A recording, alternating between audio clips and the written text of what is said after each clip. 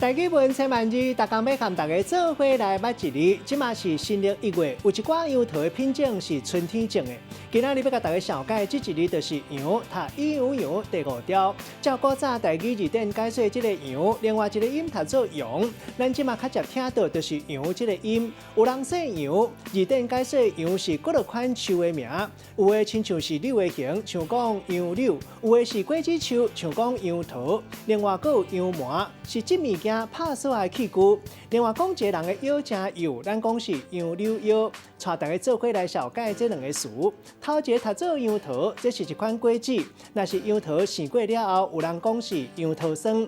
第二个词读做杨梅，也就是树梅。嘛有一款皮肤病叫做杨梅。另外，桃园有杨梅区，嘛有一款麦景叫做杨梅酱、杨梅村。咱用一句话来举例，甲这两个词夹做伙。譬如讲，一般杨桃是8月、9月种，11、2月大出。改良的品种，卖当日咧1月、2月春天来种，刷落来，搁等几个月啊，就会当食到杨梅啊。今仔日详解这一字读做杨，另外一个音读做羊，提供给观众朋友来参考。